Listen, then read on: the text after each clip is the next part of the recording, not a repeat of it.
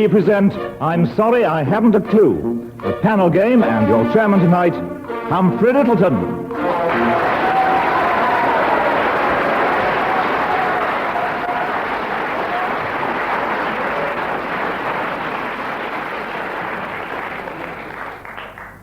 Hello.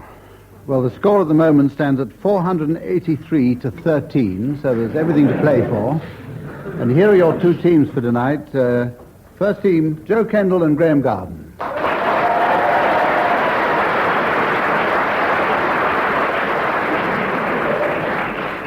And opposing them, John Cleese and Tim Brooke-Taylor.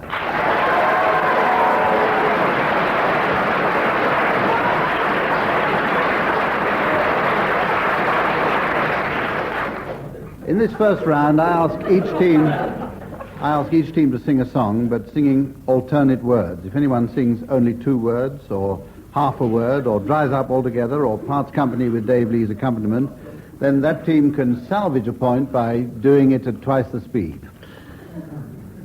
Joe and Graham, your song, please, is When I'm 64. When I get older, losing my hair, many years from now, will you still be sending me a Valentine, birthday greeting, bottle of wine? If I'd been out till 2:45, would you lock the door? Will you still need me? Will you still feed me when I'm 64?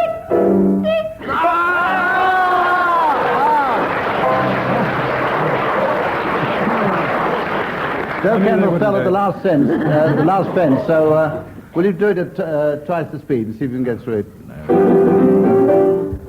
When I get older, losing my hair, many years from now, will you still be sending me a Valentine greeting, bottle of wine? If I'd been out till 2:45, would I lock the door? Will you still need me?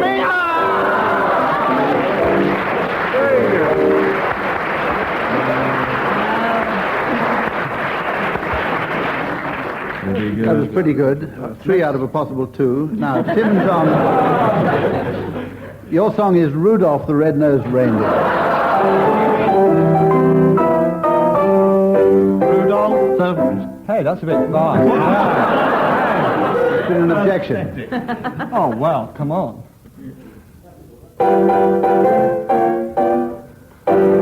Rudolph the red-nosed reindeer had a very shiny nose, and if you ever saw it, you would say all of the other reindeer used to laugh and call him names.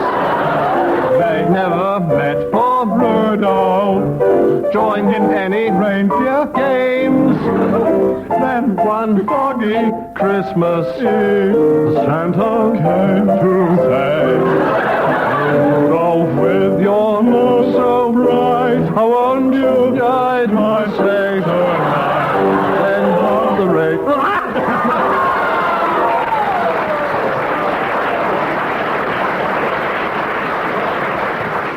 It was longer than theirs, Uncle Hump. You can redeem a mark by singing that at a... No, we can't.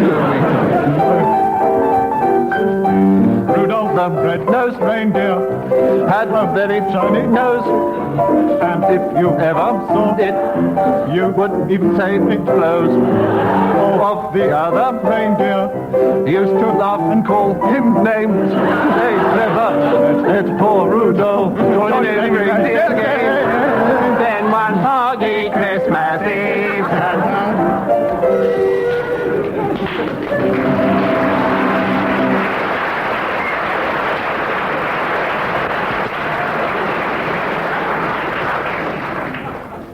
Two marks for that version, making the score 3-2 at the moment.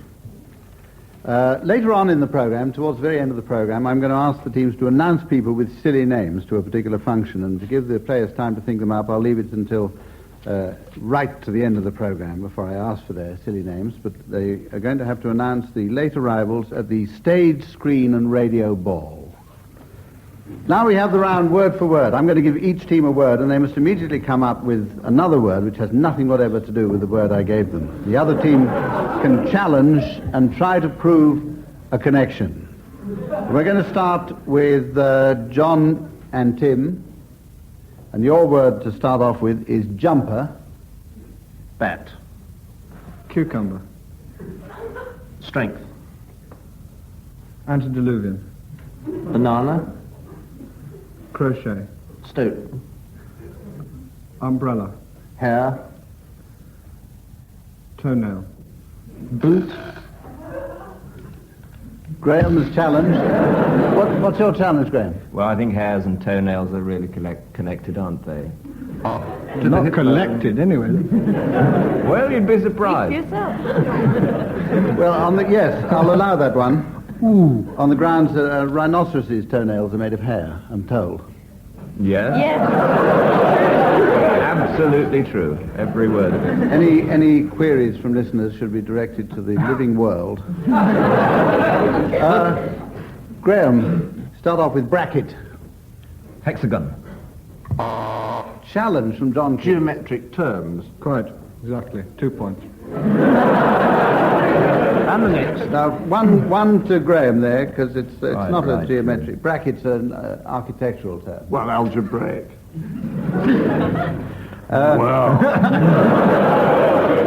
John, you start then with refuse. Refuse. Challenge. Refuse and refuse are connected. In what way? They are, in fact, collected in this case. Start again, John. Refuse. Refuse. Steed. Pardon? Steed. I said pardon.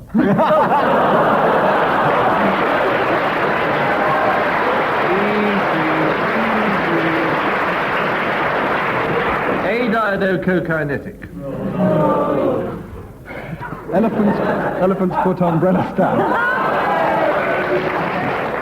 Stilton. Crumpet. Mice. When in doubt. Walking stick. Exercise book. Tractor. Cosmonaut. Lynx. Portuguese island of Macau. Throat. Puma. Armchair. Tome. Love nest. Vowel. I'm going to stop that now because we've already run into the next program by 10 minutes. Is anybody hurt? 9 to Tim and John for endurance, and 2 to Joe and Graham for atrophy of the buzzer-pressing finger. And I think we'll go on. Oh, we'll give them one more. Joe, let you start with the word smut. Clock. Pentameter. Horse. Duke. Duke of Wellington rode a horse. Here. Yeah, he rode a horse. And he also had a horse that he called Norman. Right, He Tim. also had an elephant's foot umbrella stand. We didn't stop you. Tim, will you start with the word giggle? Trumpet. Spoon. Microphone. Elf. Elephant's foot umbrella stand. Elephant's foot umbrella. Oh! Repetition. Different game. No, we had that, it is. Yeah, I give you that point. We did have that 3 months ago.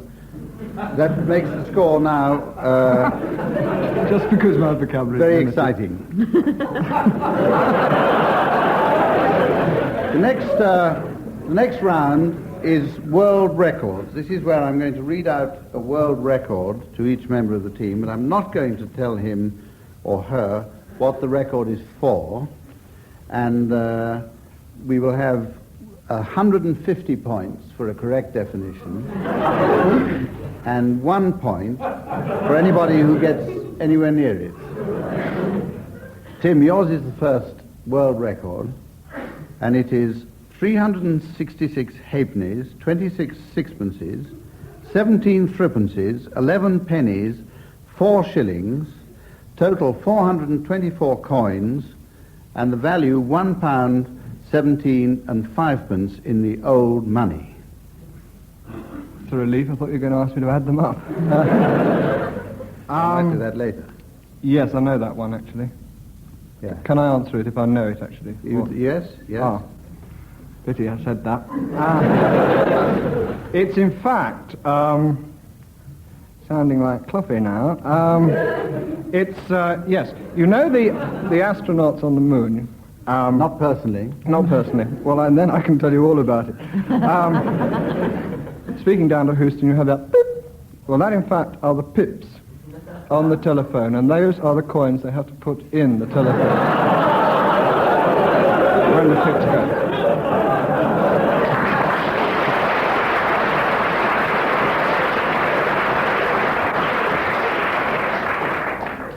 You mean £1, 17 and 5 pence for 3 minutes, is it? Isn't that right? Oh, I don't think it's as much No, as it's 3 more minutes. than that. Yeah. It's gone up. I'll give you 1 point for being within, well, I won't say within the same universe. Because in fact the answer is it's the most number of coins swallowed by anything other than an ostrich. They were found in the stomach of a 54-year-old man. It had killed him, presumably. No, it was his way of saving. John Cleese, your record is 9 Hebrew cubits.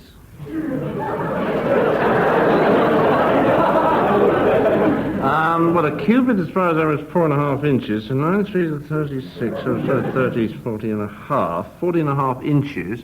So it is the greatest height ever reached by an Egyptian space probe.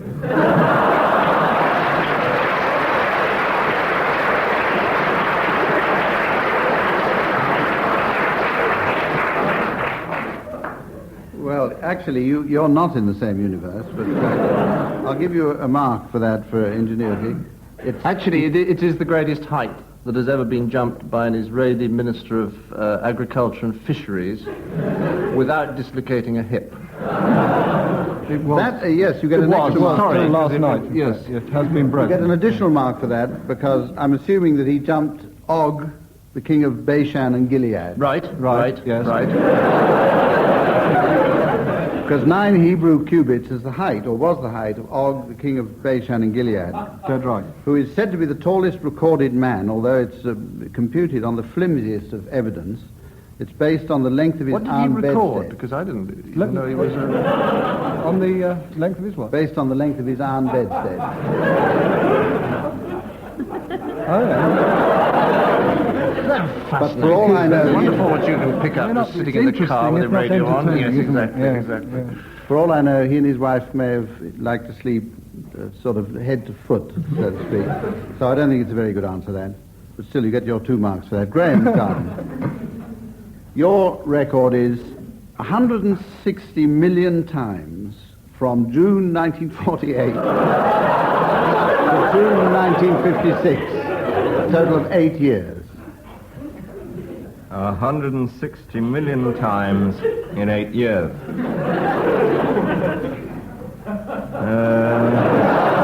65 days a year. It can't be that, surely. 160 million times. Ah, yes, I know. It is, in fact, the newspaper stuffing record held by a man in Cleveland, Ohio. Is that right? Anyway, it is. And The right continent. he, in fact, stuffed 160 million copies of the Times into the ear of a live Thompson's Gazelle between those dates in the space of 8 years. Is that right? I'm assuming that as a result of that, he then set up the longest recorded attack of hiccups. Is that right? Ah, yes, that's what I meant. Well, you get your 2 marks. I thought it was the Yes, Gazelle. he was in fact not from Cleveland, Ohio. He was from Los Angeles. Jack O'Leary was his name, and he hiccuped 160 million times in an attack lasting 8 years. Of the 60,000 remedies that he tried, only one eventually worked. and you get an extra 15,000 marks if you can tell me what that is, but can't wait. Death. It was a prayer to St. Jude, the patron saint of lost causes. Right, Joe, it's your, you get 2 marks for that, Graham, because you were very, very close to it. Joe, yours is a simple one, 15,000 nudes. It's all the members of the House of Commons, the House of Lords, the staff of Buckingham Palace, and the entire civil service without their clothes on. Could well be, actually. Be interesting to see if it is. I think the latest figure shows Who, back in the year 1964, 1 year before it closed, visited the L'Île du Levant nudist camp. Is that right? That's absolutely Yes, right. right. What I was thinking of. Because this is the number of people in the world's largest nudist camp, which is the place I just said and can't pronounce again. It contained 15,000 naturists, and it was a nudist camp until 1965, when it was taken over by the French Navy for defense purposes. Is that the bare facts? Exactly. Now we have the round that's called misleading readings. Each team will be asked to perform a short scene from a well-known work, classical, and the other side must guess what it is. They're going to, naturally enough, perform it in disguised accents. Joe and Graham, your reading first of all, please. And Joe and Graham's reading is from The Three Sisters by Anton Chekhov. The audience now knows the answer. Joe and Graham, away you go. They called you Major for some reason or other. Well, that's it, yeah.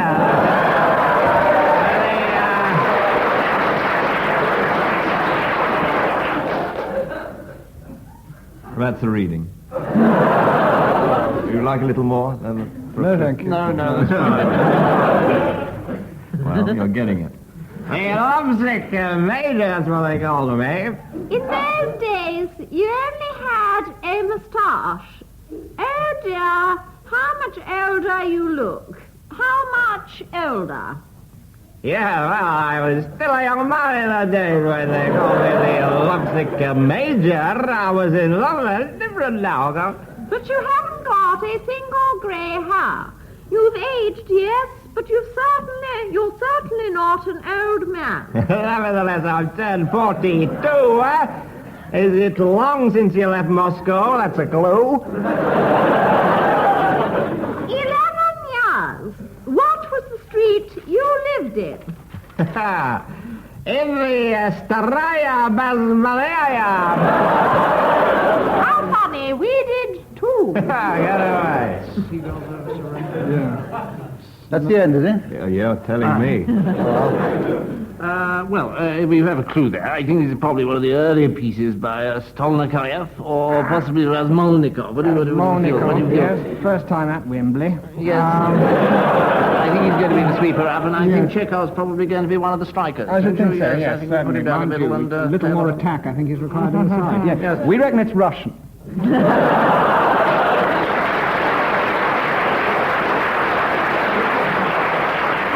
And because we don't know any others, we'd say Chekhov.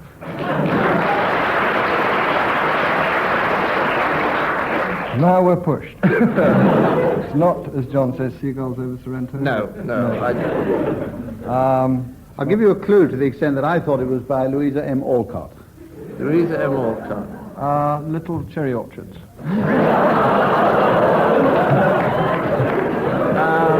The Seagull Three Women. sisters.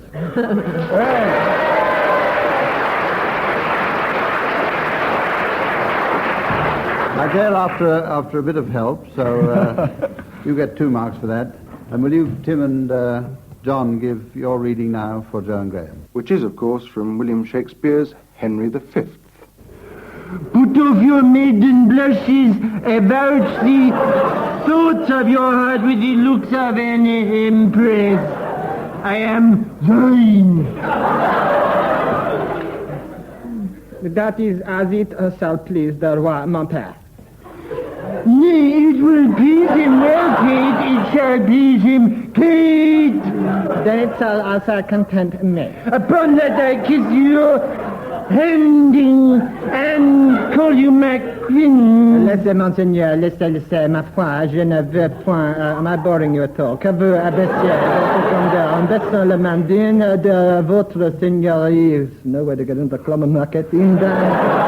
Excusez-moi, je veux un supplément très puissant, seigneur. Madame, my interpreter, what says she?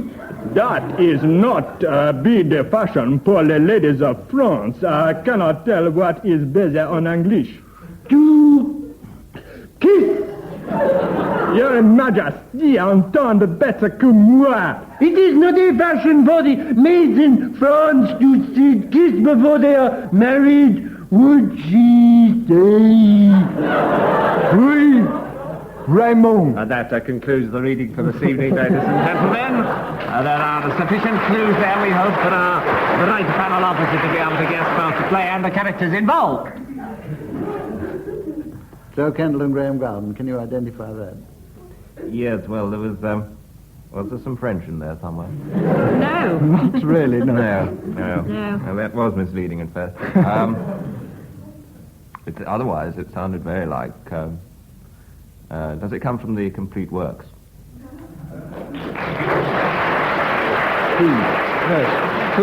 Whose complete work? Whose? Things. You know, Things. the Shakespeare one. Oh, the Shakespeare, no. Yes, it does. Yes, it does. Yes, William. William. It's his brother, William. William Shakespeare. Yes. Shakespeare Brothers. Now there's a clue, because they only wrote one play, the Shakespeare Brothers. It's a historical play, and it's one of the 5 Henrys in it, one of the 8 Henrys. Make up your mind. Which? One of the 5th 5, of one the of the 8th. 8. Which? 5th of the 8th, fair enough. Henry the Yeah. 5/8.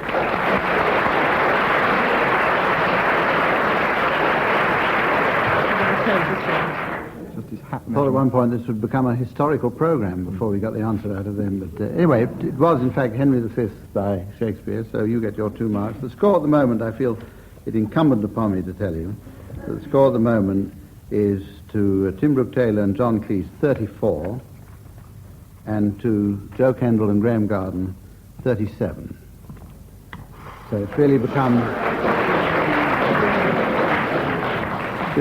jolly tense.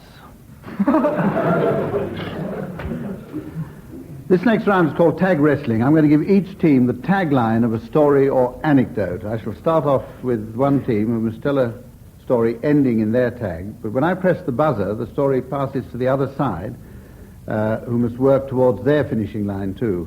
If you have any idea at the moment about how this round is going to work, you're way ahead of me. The winning team is the one who reaches their tagline first. So we'll start with Graham and Joe, and your tag is as follows. Goodness, said the cook, whatever is Roger doing hanging upside down in my nightie from the clock tower of Kuala Lumpur Town Hall?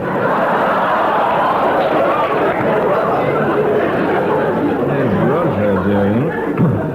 Hanging upside down. And John and Tim, you realize this means war, said the Archbishop,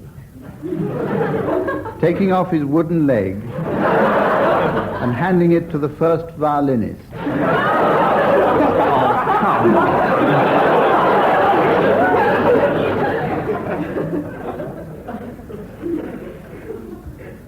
Joe and Graham, to start the story off, please. Right. It was a beautiful day in Kuala Lumpur as noon struck from the clock in the clock tower of the town hall. Cook was hanging out her washing when Roger, her boyfriend, crept up behind her and goofed And said, Roger, what are you doing here? I thought you were still in England. And Roger said, I beg your pardon, took the first plane back to England. Back in England, he was marrying Nancy, a nice little girl who worked on the farm down in Somerset. However, he was very unhappily married, so flew straight back to Kuala Lumpur, where the cook was again doing her washing, and he was so happy that he leapt into her nightie. At this moment, a large coach came round the corner, being one of the coaches chartered by the extremely large ecclesiastical orchestra, which was making a tour of the Far East. Amongst the very heavy complement of woodwind players and... Look out, cried Roger, as the coach plunged into the river. Climbing up the clock tower.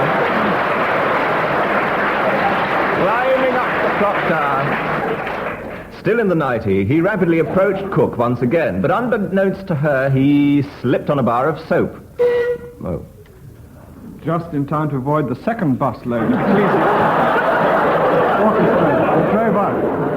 Out leapt the Archbishop, wooden leg in hand. But Roger ignored him, and as he was a campanologist, he climbed back up the clock tower in order to ring the bell. Seeing him at that moment, the cook said, "Goodness," said the cook, "whatever is Roger doing?" The Archbishop, leaping out with his wooden leg in hand, with his wooden hand in leg, plunged to the fallen coach and pulled out all the violinists, except for the first violinist, who was badly trapped between the dashboard and the rear wheel. Interesting. Roger, seeing this, laughed so hard that he slipped off the clock tower. His nightie caught halfway down, and Cook, looking up, said, "Goodness me, what is Roger doing hanging upside down in my nightie from the clock tower of Kuala Lumpur Town Hall?" Yes.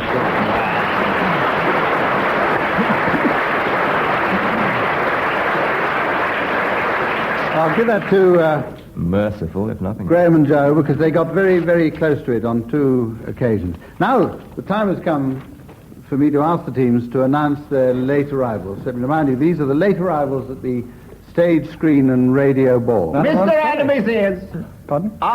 Starring Glenda Jackson. And their daughter, Elizabeth, starring Glenda Jackson. Mr. and Mrs. Island Disc, introduced as usual by Roy Plumley. And their son, Des, Island Disc. Mr. and Mrs. Orriswold and their son, Tom. Lord and Lady Box Jury. And their son, Duke Box Jury. An elderly gentleman. Mr. and Mrs. Ick Roundabout. And their daughter, Madge. Ick Roundabout.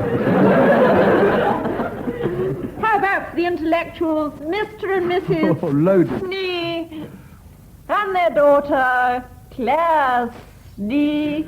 Yes, Where are the intellectuals tonight? Very French. Rather short on intellectuals. Whose If turn? we have no- Mr. and Mrs. Cording Studio and their son, Rick. At this point, I'm going to tell you that the score is absolutely level pegging, with Joe and Graham at 77 and Tim and John at 84. So unless there are any further arrivals... We collided in the doorway. David Jacobs and his good friend Annie questions. Mr. and Mrs. Abita and their son, Alf. The time has really come to say that that's the end of this edition of I'm Sorry, I Haven't a Clue. And it's our thanks to the contesting teams, Joe Kendall and Graham Garden.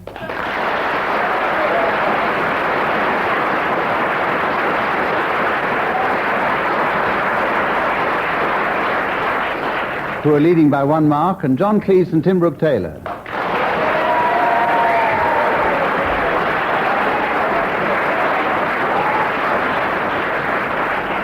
Who are leading by 3 marks. Dave Lee at the piano. And for me, goodbye.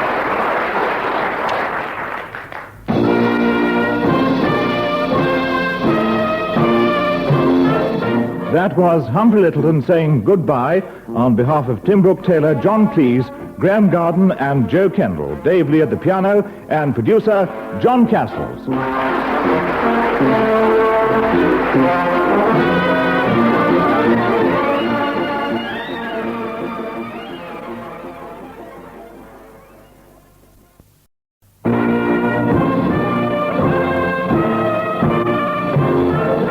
We present I'm Sorry I Haven't a Clue, and your chairman tonight, Barry Cryer.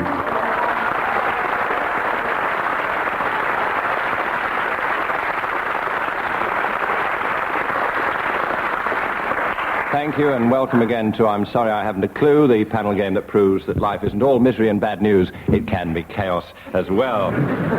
This is a clearly defined panel game with very tightly knit rules, and my name, of course, is Steve McQueen. At the piano we have our very own Mr. David Lee, and confronting each other we have two teams. On my left, listeners, you'll have spotted them on my left.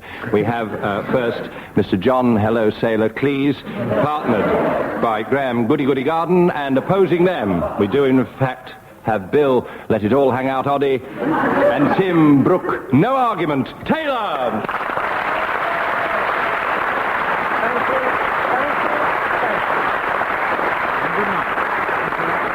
Let us plunge, gentlemen, into the morass of the game with the first round, which is rather evocatively entitled The Singing Sprint.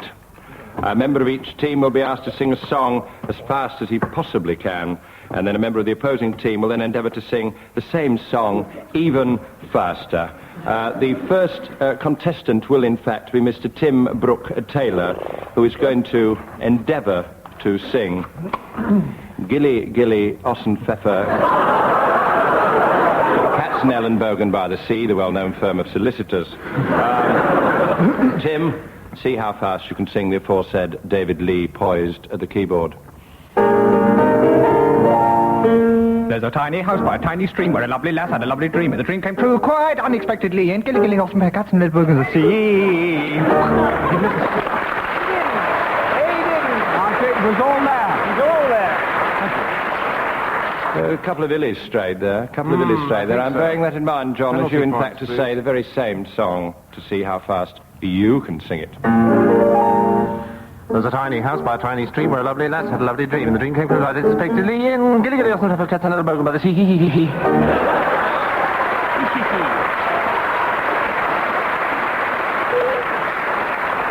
John took longer, Tim dropped two illies. I'll call that draw. 2 points all, and we in fact now go to Mr. Bill Oddie, who is going to essay that wonderful song from the film starring the immortal Eamon Andrews. The song is Do, Re, Mi. Bill, please.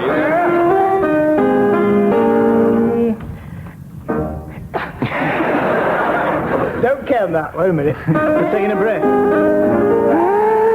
Do a dear, a female dear, a drop of gold sun, me a name, I call myself, a long way to run. So a needle pull instead, la, let full of dough, tea, and milk with jam and bread, which brings me back to dough.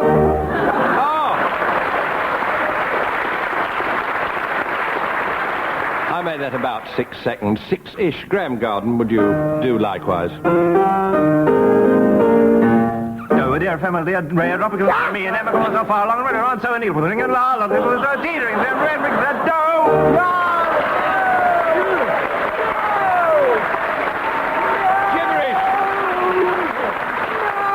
Objection by Mr. Tim Brooke-Taylor. Dear. Pardon? A female deer. A female deer? Yeah. I'm going to make that a draw. I'm going to make the whole round a draw. 4 all. Too much gibberish about. The next thing I have to do is to set up something that the teams are going to do later in the programme. You'll keep listening. Late arrivals. We want the names, gentlemen, of rather silly people, or the silly names of people who are going to arrive at a certain function. Would you think of some silly people who are going to arrive late at the musicians' ball? The musicians' ball. And we'll be coming back to that later in the programme. In the next round was going to be on current affairs, but none of the teams had ever had an affair with a current. So, Please. You're not kind enough. This round is called tag wrestling, I should explain. Tag meaning tagline, the punchline, the end line of some story. I'm going to give each team the tagline of a story or anecdote, and I shall start with one team who must tell a story ending in their tagline. When I press my buzzer, the story passes to the other side, who must work towards the finishing line that I've given them. The winning team is the one who reaches their tagline first. Tim and Bill, your tagline, suddenly the moon came up over Bangkok. Suddenly the moon came up over Bangkok, and Dr. Muller closed his diary for the last time. Too easy, but that's the way we started. And at the same moment, simultaneously, we cry, Graham and John are going to construct a story finishing with the line, wham! Exclamation mark. And the Christmas pudding disappeared into the Mersey Tunnel.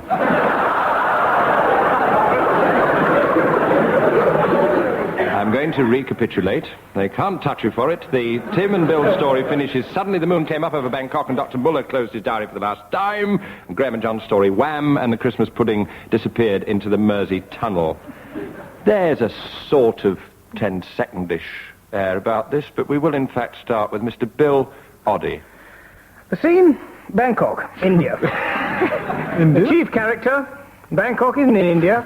Well, there is a Bangkok in India, actually, and that's where... Don't distract me! John, please. Meanwhile, several thousand miles away, while listening to news of the events in Bangkok... Tim Brooke-Taylor. And the events that were happening in Bangkok that they were listening to was of Dr. Muller, who had... Graham Garden. Recently died.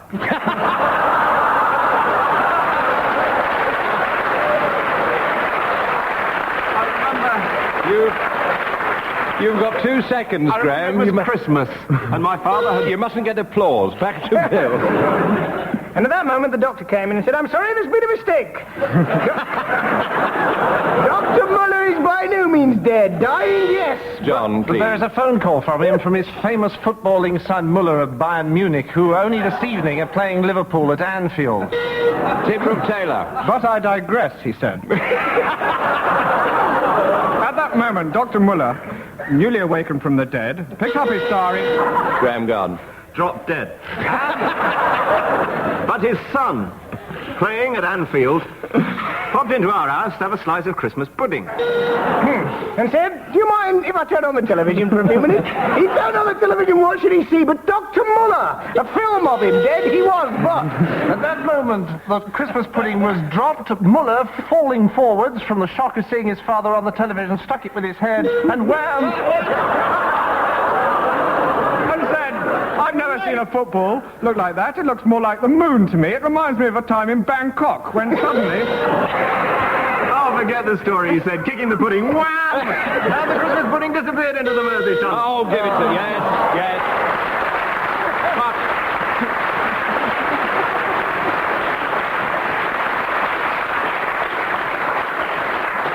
Graham and John 2-0, but we've got to do that again. We've got to give Tim and Bill a chance to save a revenge. Tim and Bill, will you make note of this tagline? Suddenly he removed the Chinese mask, and there stood the Archbishop of Canterbury. Graham and John will meanwhile toy with, "Oh God," she cried, "how can I tell Father that the monkey was French?" Suddenly he removed the Chinese mask, and there stood the Archbishop of Canterbury, Tim and Bill. "Oh God," she cried, "how can I tell Father that the monkey was French?" John and Graham. Let's start it the other way round this time. John and Graham, if you've got your tagline. And we'll start with Mr. John, please. Amanda was sitting in the garden one day, watching her father mowing the lawn, when she began to remember some of the things she'd read in a book. It was Halloween, she remembered, the story went, and everyone wore masks on their faces. There was a tense hush around the... Graham. That moment her father came up. What is this book you're reading, he said. Is it some French novel? You know I can't stand anything French. No, she said, it isn't a French novel at all. It's a book about Halloween, when everybody wears masks, especially Chinese masks, which have very little eyes, so it's very difficult to see. What an extraordinary thing, she said, but there is another book inside, almost identical to this, which is... I'm surprised that you mistook it for the same. Tim. Mistook it for the same? Never, she said. It's about Chinese masks and religious cults in the West. Graham. At that moment, her pet monkey hopped onto her shoulder. Father patted the monkey on the head. I'm quite fond of it, he said. Quite fond of the monkey, he said, but let's get back to this book. As you will remember, Chinese masks have very little eyes, so it's difficult to see where you're going. And this fella said... John Cleese. To his surprise, in fact, while setting eyes upon the monkey, he was almost sure that it was an old friend of his that he had once met in Borneo. Then he remembered he'd made a complete mistake. He remembered, in fact, line 43 on page 92 about the Archbishop of Canterbury, who removed... Who had also been in Borneo at the time, as the friend of the monkey. My friend was French, said Father. Bill. Said Father, and a funny thing happened to him, because he was wearing a Borneo mask, which actually is very similar to the Chinese mask, and might as well be called the same thing. And that also has very little eyes, and it's very little... Amanda, who was in the habit of shouting out extraordinary things for no good reason, shouted, "Oh, God," she cried, "how can I tell?" Speaking of God, her father suddenly he removed the Chinese mask, and there stood the Archbishop of Canterbury.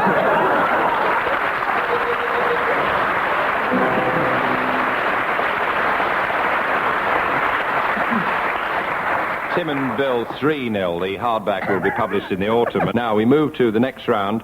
By the way, we've had a lot of letters from listeners asking, is Tim Brooke-Taylor? I've been asked to reply yes, but not necessarily in that order. Now, the next round is called Word for Word. This was going to be a round for female impersonators, but Bill failed the medical, so I'm going to give each team a word, and they must immediately come up with another word, the other member of the team, that is, which has nothing whatsoever to do with the word that started it all off. So I think I'll start with John on this occasion. John, will you start with the word ostrich? Cricket. Pentateuch. Alcibiades.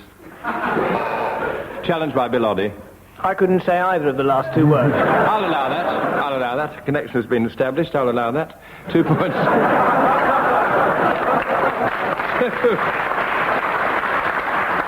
Let's leap over to the other team, and I'll say to Tim Brooke-Taylor on this occasion, Tim, I'll say earring. Horse. Jack. Lever. Pie. Jack Lever used to open the bowling for Anchor. Oh, the glibness of it. Past that. 2 points, John, please. Graham Garden. Pterodactyl. Parsley. Grange. Overture. Spoke. Light. Elm. Sorry. Challenged by Tim Brooke-Taylor. Were you sitting on it? I couldn't know. I regret it, whatever it was. Yes, indeed. I think they should carry on. 40 points. One for charity. Now. But in fact, we will, yes, let's leap back to Bill Oddie with the word nib. Lemming. Clock. Bat. Elephant's foot umbrella stand. Groan. Challenged by Mr. John Cleese. It could never have a foot if it hadn't grown. Excellent. The power of that connection astonishes me. Let's go to John Cleese with the word wrist. A wrist. Wrist. Stoat. Water. Pachyderm. Buffalo. Polyhydrate.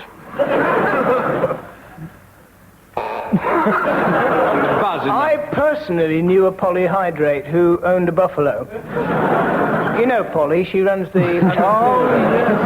Call a halt. I'll call a halt. I'll give that to John and Polly's Graham, 4 Buffalo points to Farm. 3. Now, each team will give the other team a subject on which they must improvise a 4-line calypso singing alternate lines. There are marks for this for wit and elegance of expression. We'll go to John and Graham first, who are going to regale us, although they don't know it yet, with the Christmas pudding calypso. I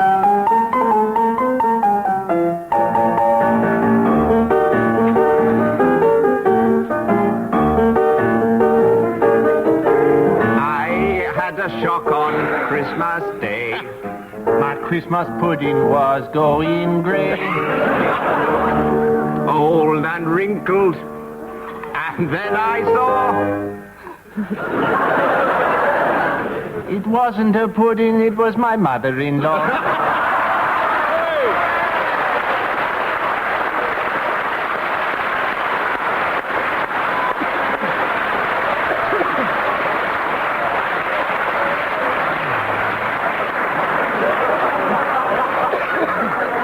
Sound of cold porter spinning. And now we go to Tim and Bill, and they're going to give us, as they suddenly discover, the show-jumping calypso.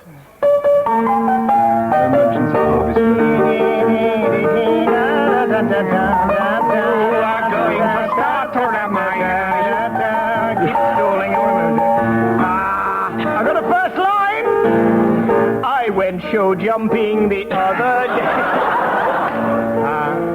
Saw Princess Anne, and I must say, she did very well to get round the course. Considering she didn't have a horse.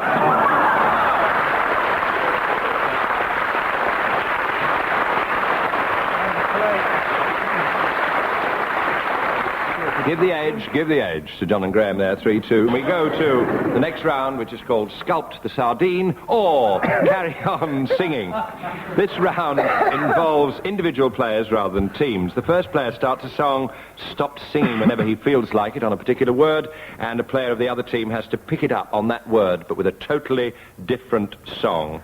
Let's start with Bill, going to Graham, and then Tim, and then John. So we'll start with Bill. A song, please, Bill, anything you like. I belong to Glasgow, dear. Graham. Ray, a drop of golden from me, a name.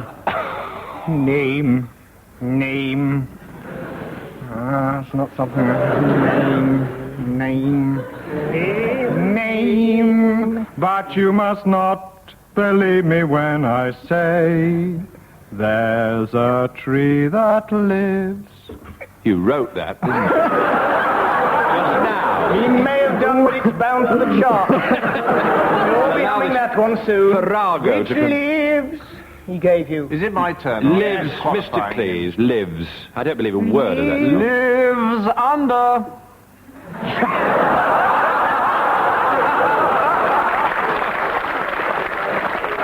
Neath the armchairs, I dream my dreams away. Stand yonder in New Orleans, in the land. It's Jim. my land. This land is your land. Next line go. You've never been a estate agent. For the bell of freedom. Or freedom. Abysmal. They've just lost their independence. Well, if they challenge us, we can go on. Let's call it hold on. Let's start with Graham. We win. Thank you. 5 points. win. The end of the contest.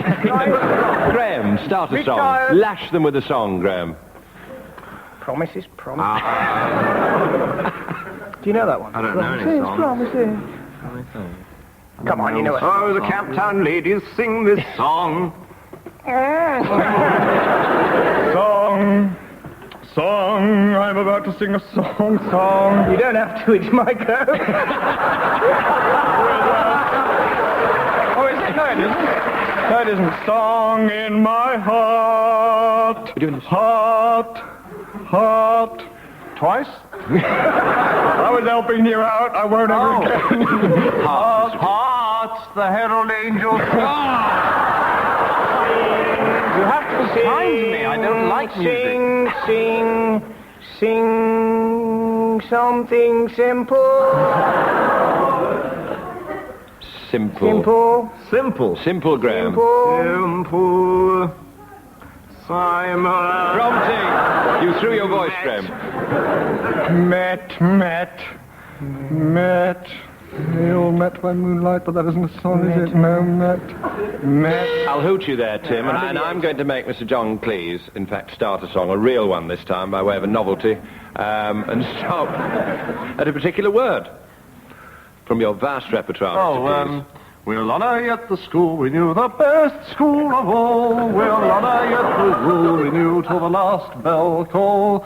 For happy days and holidays and sad and melancholy days, they were great. Nearly the term ended, isn't it? Great balls of fire! Yes! Fire to Graham Gunn. Fire down below. Below, blow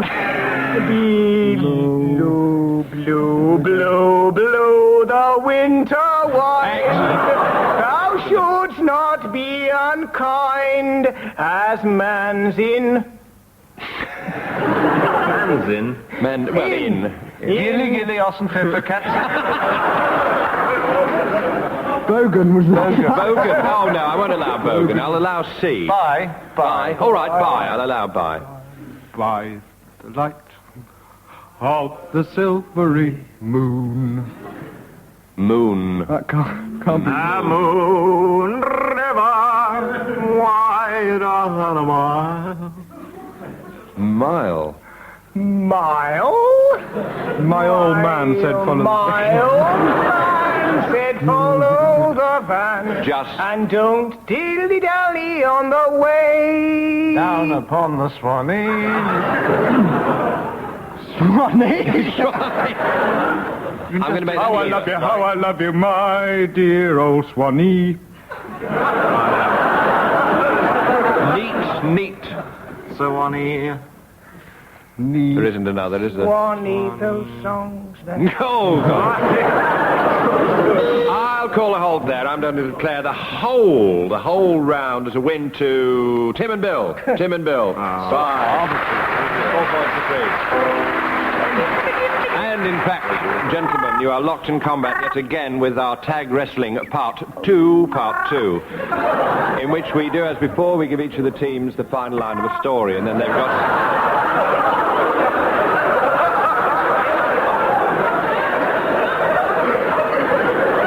Could we get in the parrot exterminator, please? This is a monologue, not a catalogue. And now, we go to... Cat?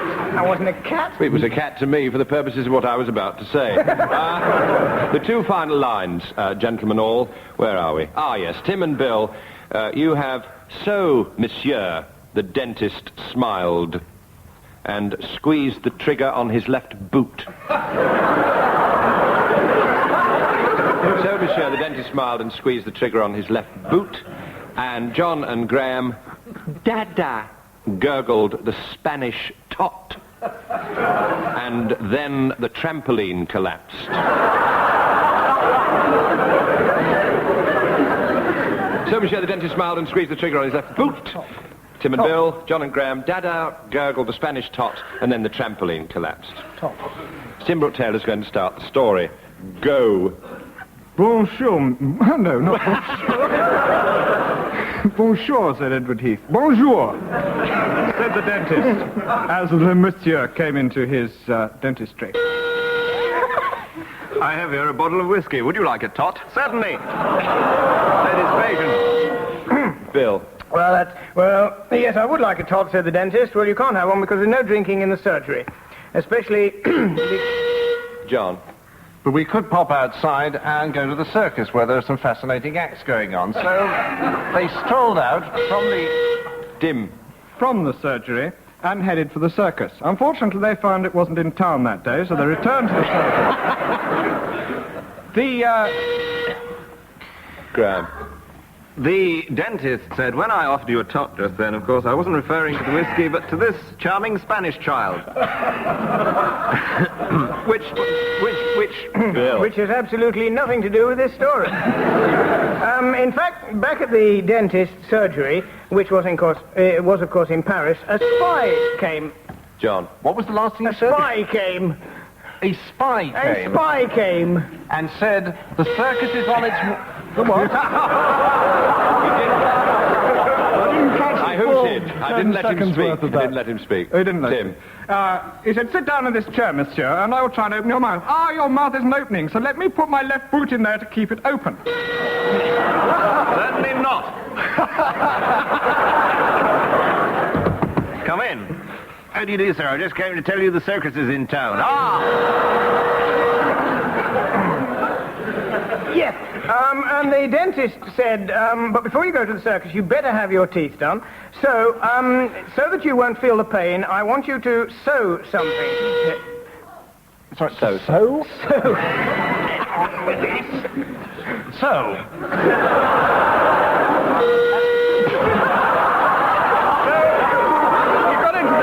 And he said, look, the only thing to keep your mouth open is to put my left foot in it. And there's an anaesthetic in my left foot. So, monsieur... I told you before, certainly not.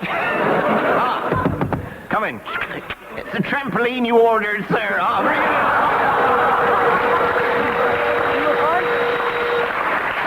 You'll find it a great deal more comfortable. You won't feel a thing if you lie on the trampoline and sew this button on my shirt, which will relax you. And then I can... So, I shall give you this all...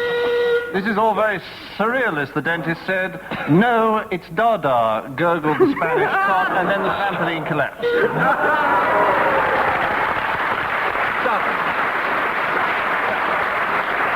A convincing win there. Sudden eruption of Dada then. The next round is, in fact, where we return to our earlier subject of late arrivals, gentlemen. Earlier in the programme, I asked you to announce the late arrivals at the Musicians' Ball. The Musicians' Ball. John and Graham, any thoughts of the Musicians' Ball? I'm going to score for these as we go along. Mr. and Mrs. Jean-Paul Dance. Dum dum dum. And their son Charles-Louis Dance. Oh.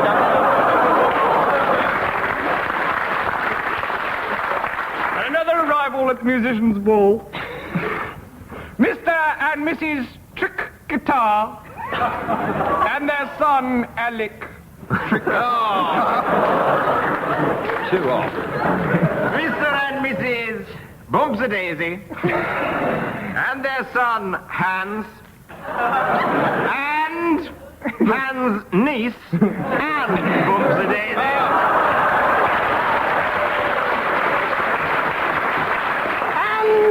And also arriving late at the Musicians' Ball, Mr. and Mrs. Youb and their notoriously pornographic son, sometimes known as Blue Dan Youb.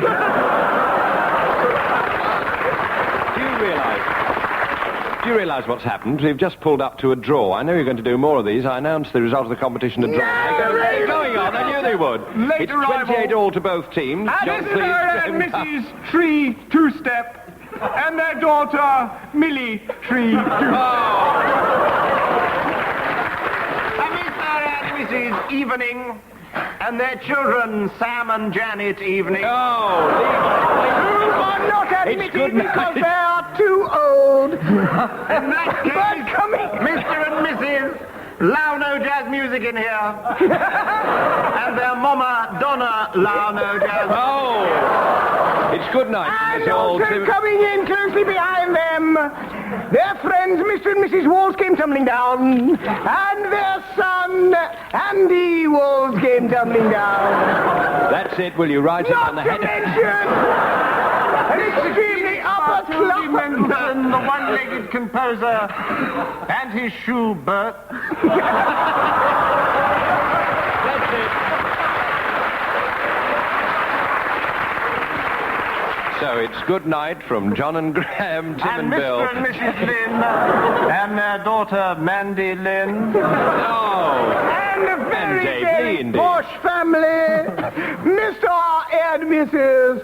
Court Orchestra, and their daughter, Palm Court Orchestra. Mr. and Mrs. Logan and their son Barry Logan. Mr. and Mrs. Doctors Batten and their son Conductors Batten. Mr. and Mrs. Organ and their son Hammond. Mr. and Mrs. Bear's Picnic. That's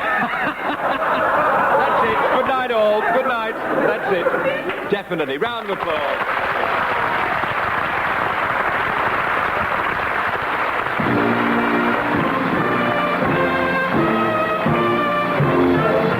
That was Barry Cryer saying goodbye on behalf of Tim Brooke-Taylor, John Cleese, Graham Garden and Bill Oddie. Dave Lee at the piano and producer John Castle.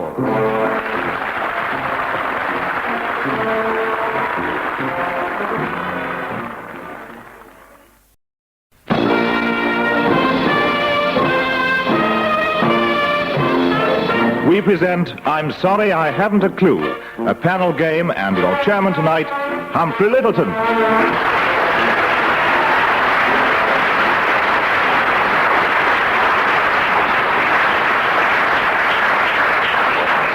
Hello. Well, this is the last program in this series. So those of you who aren't asleep will be on tenterhooks. I'm going to tell you that the two teams this time are Joe Kendall and Graham Garden.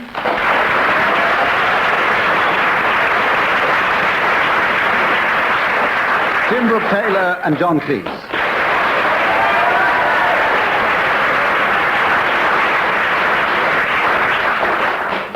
And in this first round, I'm going to ask each team to sing the words of one song to the tune of another, starting with Joe and Graham. Will you sing the words of Yellow Submarine to the tune of I Was Born Under a Wandering Star?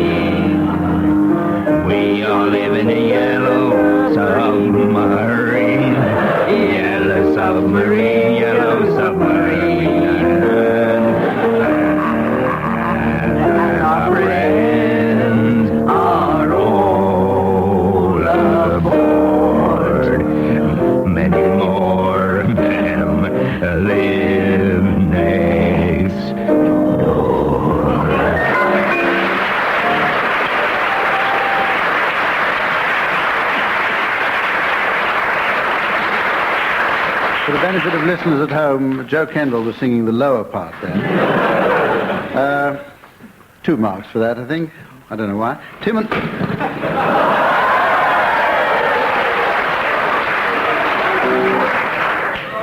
and John, I want you to sing the words of Things Ain't What They Used to Be to the tune of Oh Mine Papa.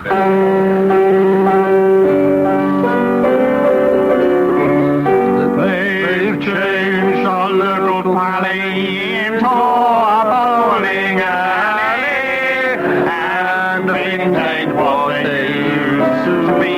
There's tent with great white trousers and debs in coffee houses, and things ain't what they used to be. It used to be thunder and old man paddling down South End, but now it ain't done. Never mind, John. Paris is where we spend our outings. Grandma tried to rock and roll, laughing. They know they used to be. I did lost toffees. They know what they used to be. For things ain't what they used to be.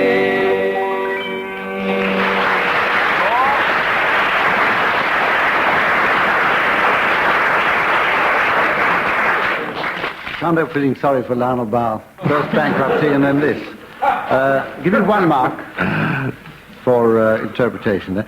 This is where I give the team some time to think up names for the late arrivals at the Geographical Society Ball. At the very end of the program, they're going to be asked to announce these late arrivals, and that's the ball that you have to announce them for, the Geographical Society Ball. Right. On now to a thing which is called, a round which is called Daffy Definitions. In this round, I shall give each player a word which they may or may not know, and ask them to define it. If their definition is anywhere near the correct one, I shall be very surprised. Tim Brooke-Taylor, yours is the first word. Who is it? And it is Gaius Cutus. Gaius Cutus? Gaius Cutus. A Gaius Cutus is a left-handed toothbrush used by a little-known African tribe, so little known that not even I've heard of. One thing that is known about this tribe, in fact, is that they have these left-handed toothbrushes for the teeth that they wear around their left hand, capture from their enemy. That is known. That's the only thing. Well, that's extremely doubtful, but it's better known than any other fact. That's probably true. That's all we've got to work on, anyway. Well, I'll give you 1 mark for that. Thank you. Because it is, in fact, a mythical four-legged beast with legs on one side, longer than on the other, to enable it to walk round the sides of steep hills. That is... That's another theory, but I don't... Gaius Cutus. Joe, yours is the next word, and it's colt pixie. Oh, that's easy. There are pixies in Scotland. And when it snows, they pop out of their heather-lined burrows and say, "Oh, it's cold." Hence their names. It is fairly close to it. A colt pixie is a mischievous hobgoblin supposed to appear as a colt and mislead men into bogs.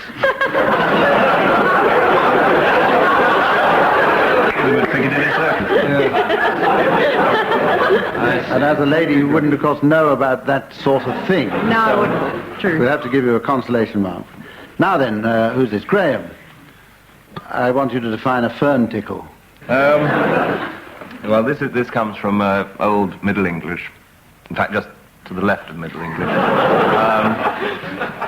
Tickle, as we know, is the approximation of the digits to a susceptible portion of the anatomy and the pleasurable or otherwise sensation produced by their motion. Fern, it's true. He's a doctor. Fern, he's a doctor. He is a doctor. He is a doctor.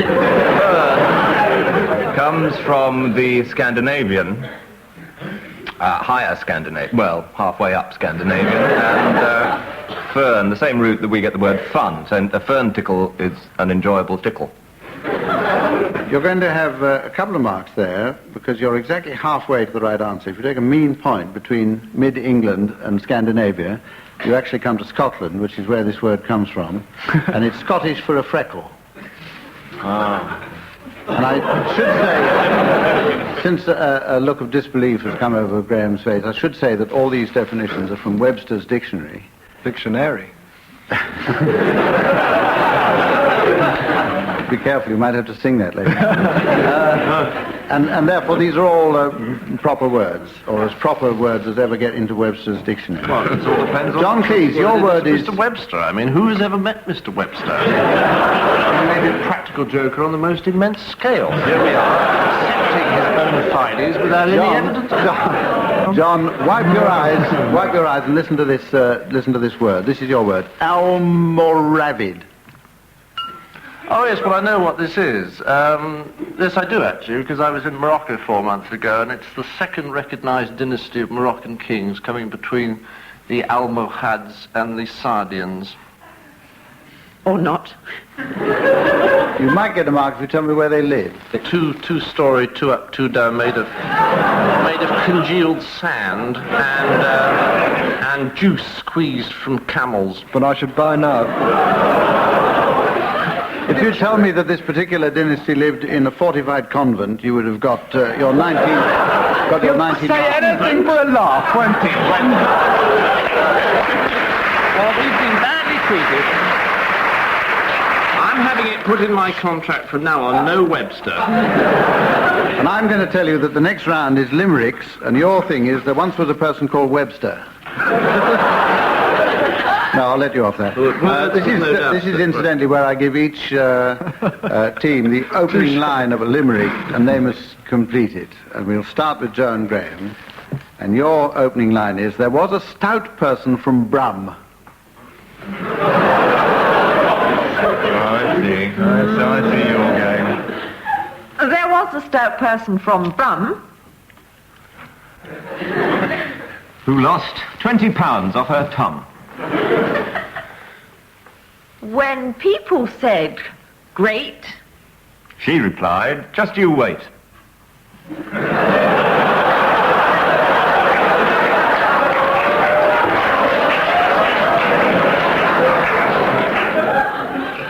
till you see what I've lost from my thumb.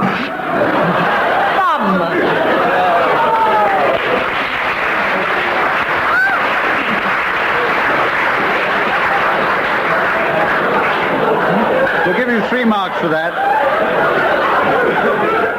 Tim and John, your first line coming up. A boozer who lived in Dundee. Oh, a boozer who lived in Dundee.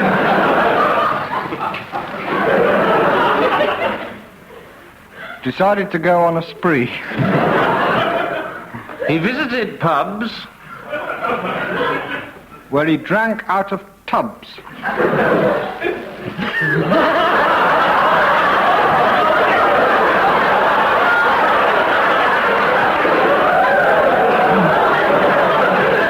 until it was time for his tea.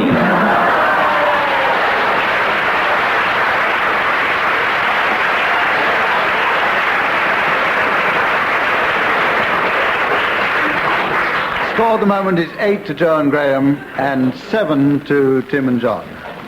And this next round is the singing relay, where I give each team a song to sing, taking alternate words. And anyone who spoils the song by singing out of turn or out of tune will be taken from this place, hung, drawn and quartered, boiled in oil, and compelled to listen to a complete replay of this series. Joe and Graham, your song, please, is Second-Hand Rose. I'm wearing second-hand hats, second-hand clothes.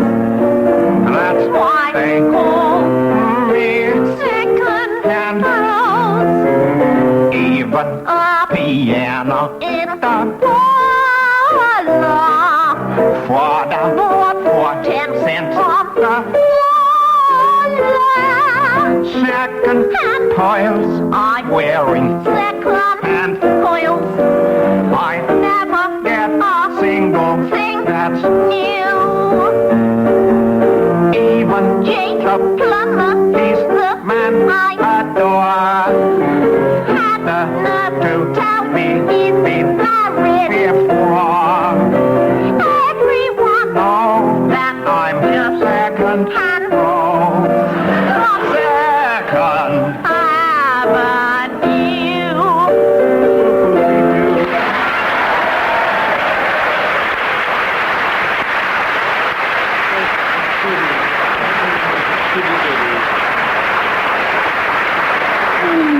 They look so smug about it.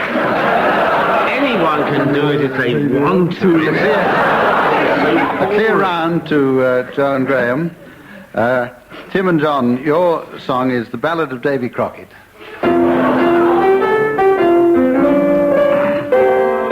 Born on a mountain top in Tennessee, green estate in the land of the free, raised in the woods, so he knew every... That's very difficult. So's he knew every tree. That's As this is the last programme and you're lagging behind by 1 point, we'll allow you to try and regain a mark by singing it again much slower.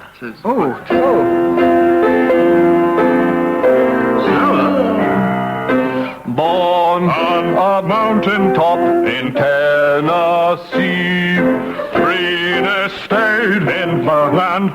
for free. Raised in the woods of every tree. Killed him papa when he was only 3. Dave Crockett, king of the wild frontier.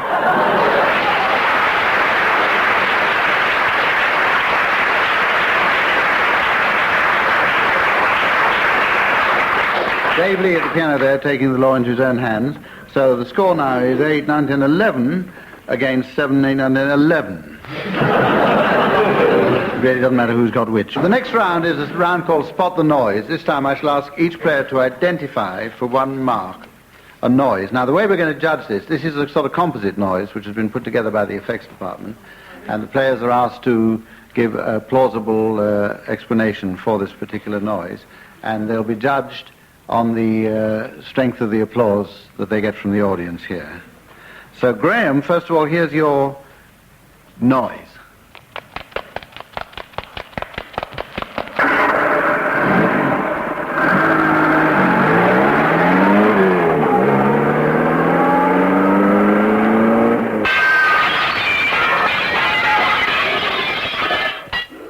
I like a nice plate glass window break. Yes. What was that? That was somebody doing a Le Mans start. Oh, yes. It was Helmut Mecklenburg-Strelitz doing a Le Mans start. It's true. A Le Mans start into his revolutionary new gas turbine car, the Formula One Mecklenburg-Strelitz Special. Revolutionary new car made entirely of glass. That was the late Helmut Mecklenburg.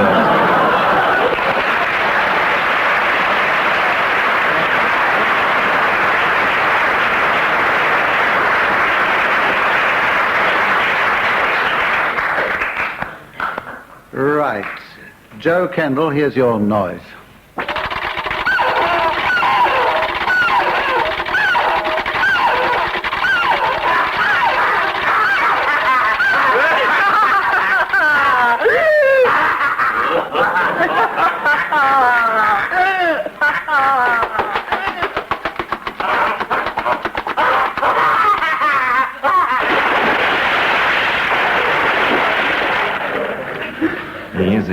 Easy. It's rural celebrations on Phil Archer's wedding night, which consists of mincing crows in a squeaking machine and throwing Walter Gabriel headfirst into a vat of milk.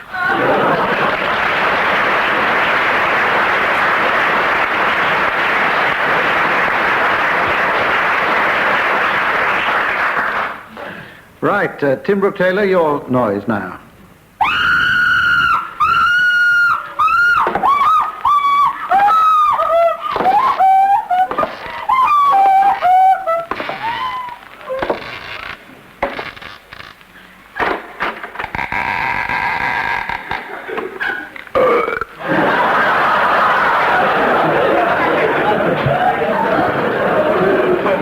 New musical version of Gone with the Wind.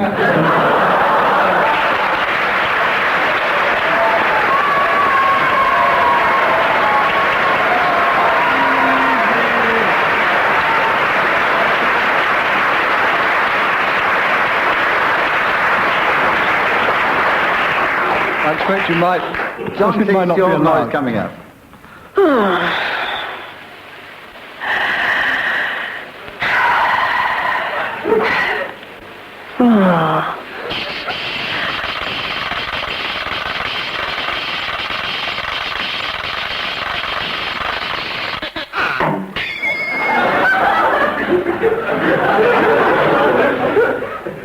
Well, I heard the audience laugh at the end. I didn't hear the effect. What was the... I think it was, could be Webster compiling his dictionary.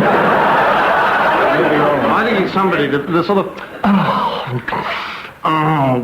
type of thing is obviously somebody reading Webster. Reading Webster. Webster, a well-known lexicographer and practical joker. And then, as far as I can see, several months passed. Then there was a sound effect of Mr. Webster's index fingers being fed into a mincing machine. And then our studio audience laughed. I didn't hear the last bit, but I think it was cries of almost unbearable cries of pain and agony, which I couldn't really hear because the audience were giggling. But that's, I would say, probably it was about 12 minutes late.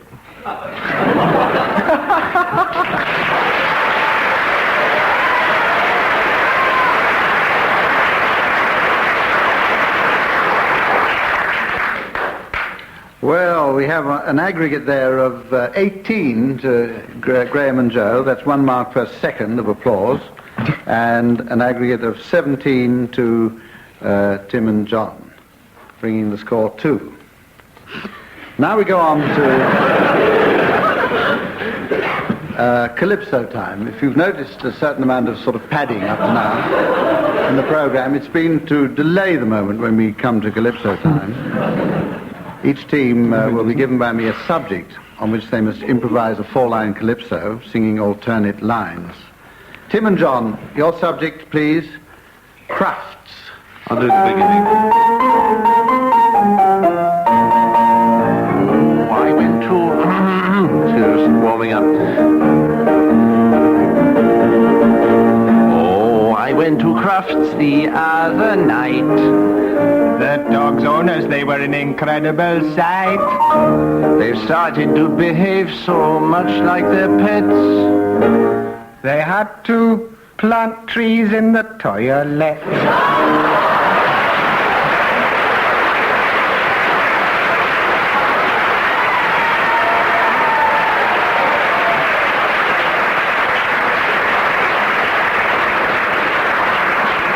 I've scored 3 marks for that.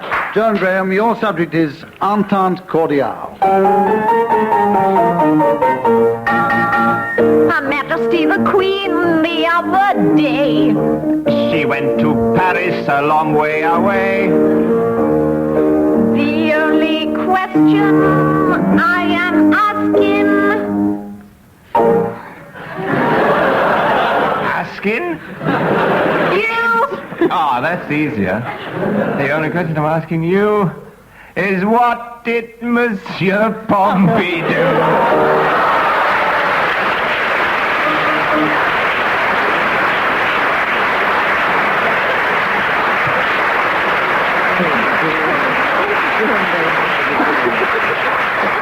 You score 4 points on that, bringing Joe and Graham's total to 22 and Tim and John's to 20. And we go on to the next round, which is tag wrestling. This is where I give each team the tagline of a story or anecdote. I shall start with one team who must start a story, or rather they must tell the story ending in their tag. But when I press the buzzer, the story passes to the other side, who must work towards their finishing tagline. So the winning team is the one which reaches their tagline first. That's what it says here. So Tim and John, I'll give you your tagline first, towards which you must work. Here it is. So it's true, exclaimed Aunt Alice, pulling on her boxing shorts with a leer. The iced bun was yours all along, Lady Cynthia. Joe and Graham, your tagline is this. Come in number 3, screamed the Cardinal. And everyone in the baker's shop went quiet. Or Paddy may never tap dance again.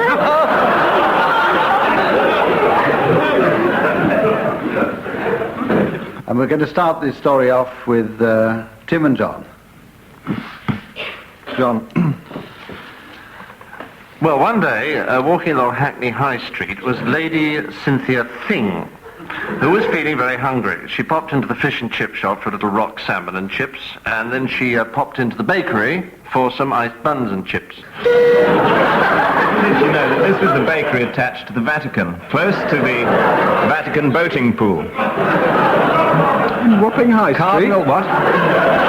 In Wapping High Street? That's the Wapping Vatican. That was not the one in Rome, you fool. They're everywhere. Anyway, Cardinal Wilson was standing by the boating pool watching the boats going past when Paddy, who would come to say a prayer to St. Jude, the patron saint of lost causes, stopped by and passed the time of day saying, I'm about to push you in. And he did. Paddy dived in to help him, and they both drowned.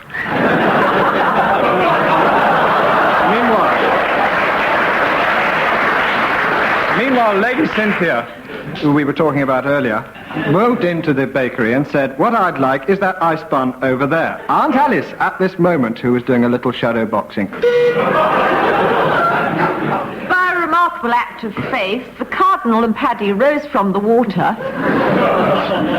and as he had to change his clothes, Paddy put his tap shoes on to keep his feet dry. Tap shoes on to keep your feet dry?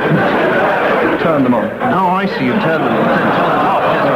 So, anyway, this nun said to the... No, that's another story. What about it? So Aunt Alice, whose recent acts had faded from the memory, and who was in fact shadow boxing and having a hell of a job keeping the shadows in the boxes, because once you closed them, they came out.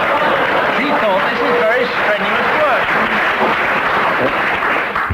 Get out, said the Cardinal. Now, Paddy was once again finding it very difficult to tap dance because of his recent immersion in the boating lake. And an emergency operation was prescribed by the Cardinal. They said, the only person who can perform this operation is out there, in boat number 3 in the middle of the boating lake. You probably see him from where you are. That's Aunt Alice's sister. You remember Aunt Alice? You know her. She's the famous boxing champion. Meanwhile, shadow boxing champion. Yes. Meanwhile, Alice was boxing her champions. No, she wasn't. Was putting her boxes into shorts. I'm going to go blim, blim, blim. Blim, blim, blim. There, I told you so. Well, as this was quite irrelevant to what the Cardinal was about to say, the Cardinal, notwithstanding Aunt Alice, said, come in number 3. So it's true, exclaimed Aunt Alice, pulling on her boxing shorts with a layer. The ice bun was yours all along, Lady Cynthia. The end. We win! We win! We win!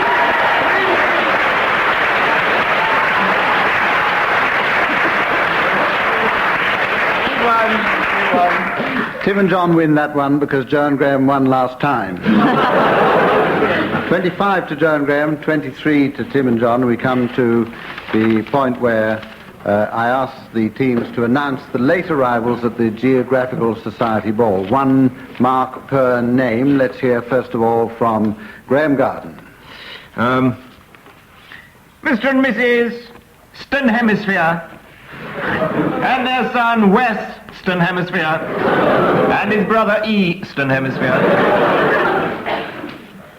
Holy. Also arriving at the Geographer's Ball and all together, please, Mr. and Mrs. Pelagos and their son Archie Pelagos. You know him. Joe? Arriving at the ball, Mr. and Mrs. Transatlantic Crossing and their dog, Rough Transatlantic Crossing.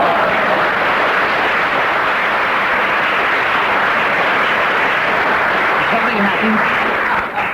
The Australian ambassador and his wife and their pet koala, Lumpa.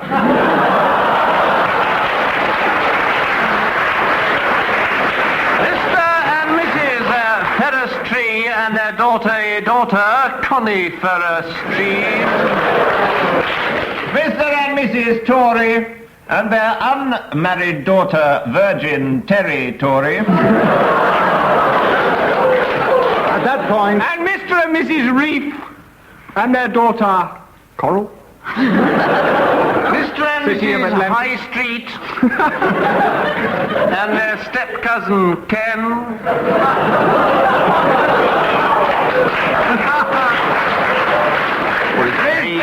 Mrs. West Passage and their daughter Nora West Passage. Mr. and Mrs. Smountains and their son Andy. At this point, Mr. and Mrs. Mr. and Mrs. Zimbalist Jr. and their son, Iceberg. Worth a try. At this point, it could be going on afterwards, but at this point, it's time to announce the final score that you've been waiting 13 weeks to hear. And it is William and Mary, 1,184, Robert and Elizabeth, 308, making Sid and Enid the overall winners.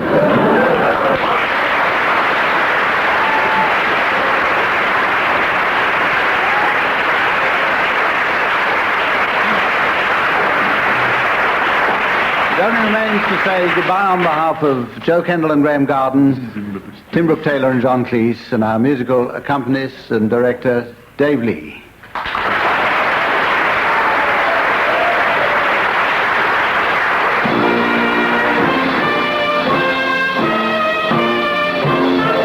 That was Humphrey Lyttelton making closing remarks on behalf of Tim Brooke-Taylor, John Cleese, Graham Garden and Joe Kendall, Dave Lee at the piano, and producer John Castles.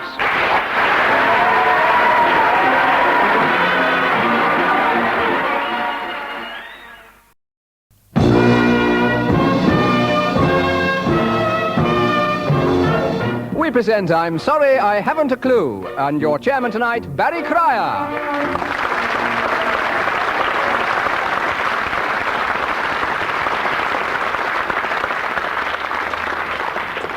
Hello and welcome to another edition of I'm Sorry I Haven't a Clue, the show that is to radio what Arthur Mullard is to flower arrangement. And with our very own Mr. Dave Lee at the piano, may I introduce the two opposing teams. Mr. John, all the spoons in the glasses, Cleese. Graham are my seamed straight Garden. And opposite to them, Bill, I can't quite put my finger on it, Oddie. And Tim, I was on the television last night. We ran out of chairs. Brooke-Taylor!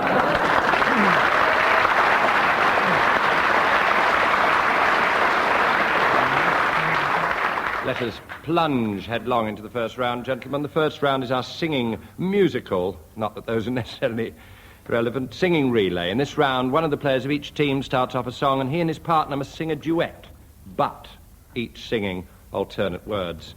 Any player who falters or messes up our game is declared soppy, and several points go to the other side. I think we'll start picking up the lyrics. Let's start with John and Graham. The song in question is Roses of Picardy. We have to do this, don't we? Roses are shining in Picardy, in the hush of the silver dew. Roses are flowering in Picardy, but there's never a rose like you. And the roses will die with the summertime, and our roads may fall apart. But there's one rose that dies not in Picardy. 'Tis a rose that I keep in my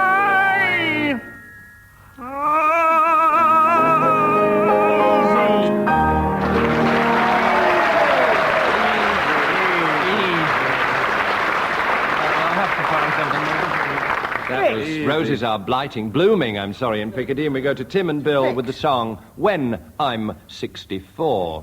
When I get older, losing my hair many years from now, will you still be sending me a Valentine birthday greetings bottle of wine?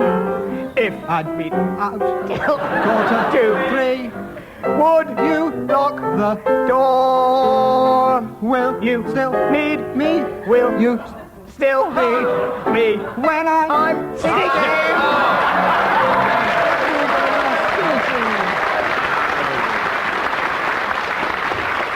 Tim and Bill, a few mistakes, but a harder song. 2-all. Yes. 2-all to that. Now, this is where I set up something for later in the programme. Gentlemen, I'm going to ask you to announce some late arrivals at a particular function, and we'll ask you their names later. Will you please specify the late arrivals at the Mechanics Ball? The Mechanics Ball, gentlemen. Later in the programme, we shall return. We move to our first session of tag wrestling in this programme, ladies and gentlemen. Tag meaning a tagline, the end line of a story. I'm going to give each team the tagline of a story or anecdote, and I shall start with one team who must tell a story ending in that tag. When I press my buzzer, the story passes to the other side, who must work towards their finishing line. The winning team is the one who reaches the tagline first. Tim and Bill, would you construct a story that finishes, because we were driving on the right-hand side of the road, we couldn't see that the elephant had deflated. Because we were driving on the right-hand side of the road, we couldn't see that the elephant had deflated. John and Graham. Mamma mia, shouted Macpherson. Whipped off his gas mask and revealed he was not the ice cream man he claimed to be. So it's Tim and Bill with because we were driving on the right-hand side of the road, we couldn't see the elephant had deflated. John and Graham, Mamma mia, shouted Macpherson, whipped off his gas mask and revealed he was not the ice cream man he claimed to be. We will start with Graham Garden. See who's at the door, dear, said Mother. It's Mr. Macpherson, the ice cream man, I replied. Tim.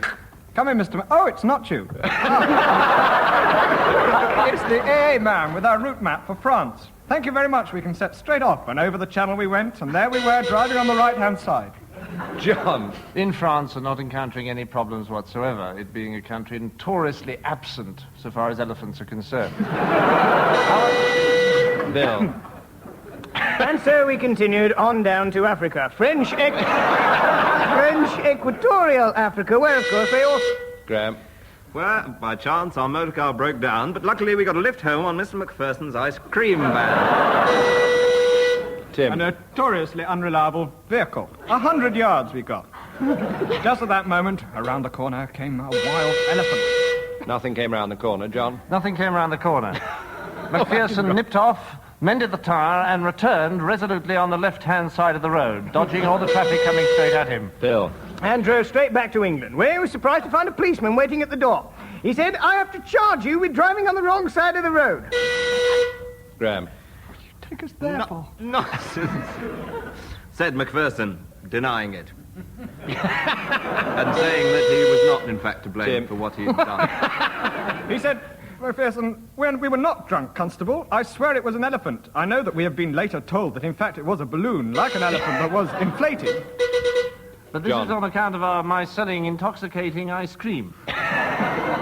Rum-flavoured. With little bits of pistachio nuts and some of that pasta, the special pasta that they get from... An excuse that may be, and that explains exactly why you were drunk. John. Exactly why you were drunk. And because we were drunk, we were driving on the right-hand side. And we couldn't... Graham. Good heavens, said Macpherson, I think that's my mother. Tim. No, said his wife, it's an inflatable elephant. At that moment, Constable... Admitting that they were practically indistinguishable, the elephant deflated, thus making it practically impossible for it to be deflated again. The elephant deflated, but unfortunately we couldn't see that the elephant deflated because we were driving on the right-hand side of the road. And therefore we couldn't see that the elephant had deflated. It was wrong way round, but they got there finally. There, Timmy will return.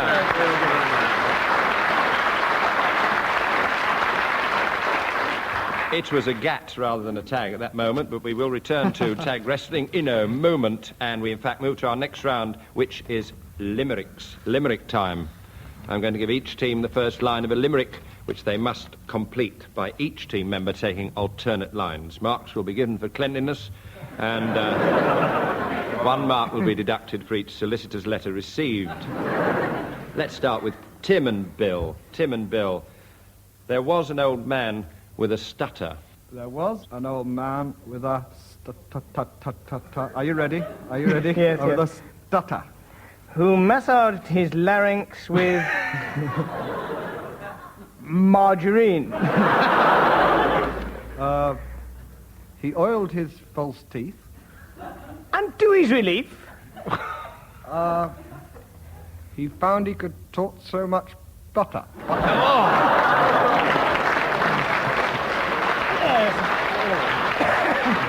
And we go to John and Graham, who are going to tell us about there was a young fellow from Troon. There was a young fellow from Troon. There was a young fellow from Troon? Yes, I'll allow that, yes. Who sat down one day on a spoon.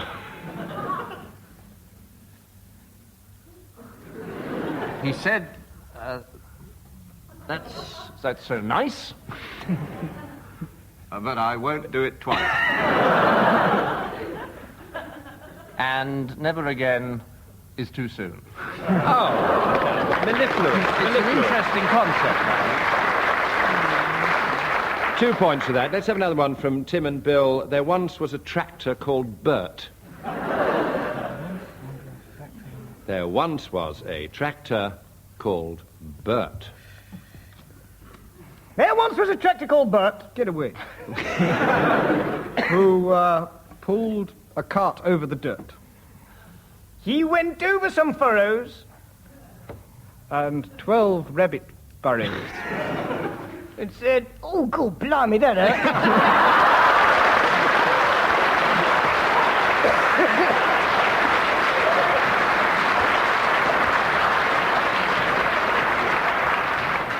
Magnificent, said he impartially. 3 points. But John and Graham, a chance to hit back with, there was a young lady so coy. There was a young lady so coy. There was a young lady so coy that she'd never been out with a boy. So she... Caution, Graham. Good evening, officer. We've got some visitors in the studio. Do sit down. Go on, Graham. So she hid in a sack and lay on her back.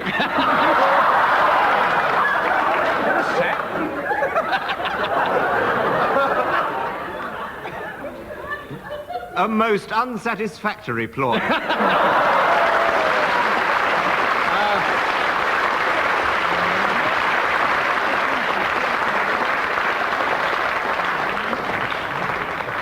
Now, the next round is called I Want to Be Brian Ricks, or Word for Word. I'm going to give each team a word, and they must immediately come up with another word which has nothing whatsoever to do with the word I gave them. The other team can challenge and try and establish a connection. I'll start with John Cleese, and I'll give him the word cassock. Elf.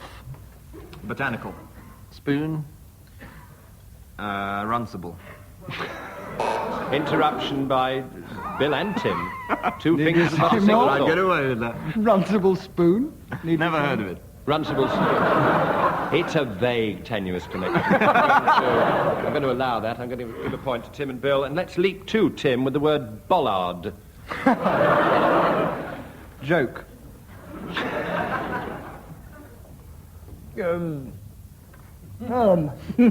Catherine wheel. Pie. Hassock. Stoat. Cathedral. Bush baby. Fire engine. Gnu. Neanderthal man. Odd. Challenged by Graham Connection Garden. between GNU and Neanderthal man. From the spelling. Not allowing that. No. That's 2 points to Tim and Bill for silliness. And now, Graham, here's another punishment. Your word crypt. Artichoke. Polyandry. Muscle. Adidocokinetic. Epoxy resin. Salt. Interruption by Bilodi. It's maybe an old wives' tale, but I was always told that if you do have epoxy resin, salt is a very good remedy. I'd heard It is that, an old Bill. wives' tale and you get no mark. No. I'd heard that too, Bill. Bill and I have shared the same old wife for quite some time. 2 points. Bill, Bill, will you follow on the word denture? Cigar. Boot. Wombat. Microphone. Knee bone. Eiffel Tower. Pomegranate. Wombat. Repetition. Repetition. That's But not in the not in the rules. rules, actually. Not Well, in we the ought to rules. put it in. One I for think silly we- buzzing for Tim and Bill. One for silly buzzing. Yes. They say Bamber Gascoigne started like this. I can't see it. Our next round.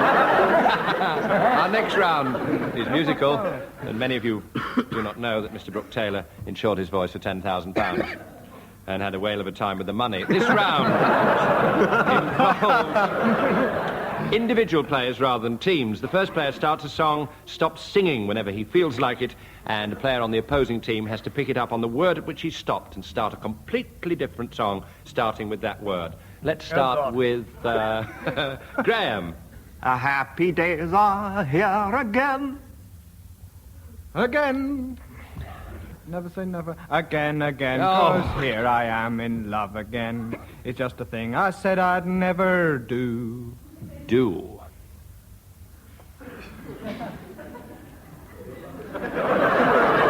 Do a deer a feeling. Ray, a little piece of fish. Dreadful. Stingray. Had a sting in the toe. No. I want to start another song immediately. I feel rather ill. I want to start another song with Bill Oddie, please. I've got hiccups. This is a repeat. Sorry. When I see me till I see coming through the rye. Rye hick, actually. Rye to Graham. Rye whiskey. Rye, a piece of golden sand. Excellent. Me a name I call myself. Self. Go on, I'm enjoying it, Graham. Self. Myself. A racing flower is something you buy. McDougal's is the name.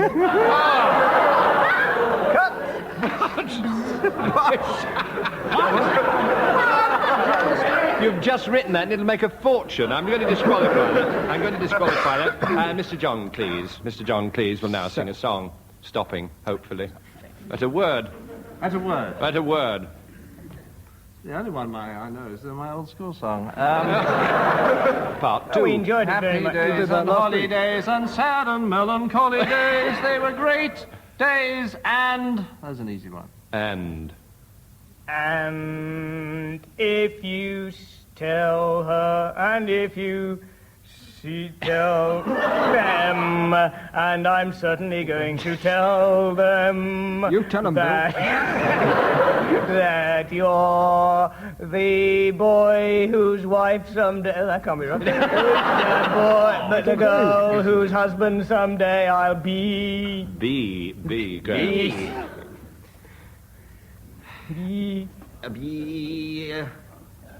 Have your cars. Because, one word, not because. Because I'm a Londoner, that I love London. Done. London. Done. I love... Done. Done. John Cleese plays. Another point to Tim and Bill, and let's have Tim. Tim starting the final song of this round. Tim. Oh, the shrimp boats is a-coming, there's... You didn't stop. There's. He didn't know the next word. No, he didn't. There's... My golden haze on the meadow. There's a rainbow round my shoulder. That's enough. Shoulder. Over my shoulder. Goes one leg over my shoulder. Two lovely black eyes. What a voice. Oh! What a voice! Surprise! Is that where you left off? Yes. Surprise! Surprise! You're dickering and dockering, Tim. I am what? Surprise! Hoot. Surprise, open the oyster shell. Just 4-3 to John and Graham. Let's leap on to Tag Wrestling Part 2, in which, as before, Failure. each team will be given a tagline of a story and make their separate ways towards it. Let's change the order of giving taglines. Swap it round a bit. John and Graham, your tagline: the rose fell off the duck's hat, and we all went home early.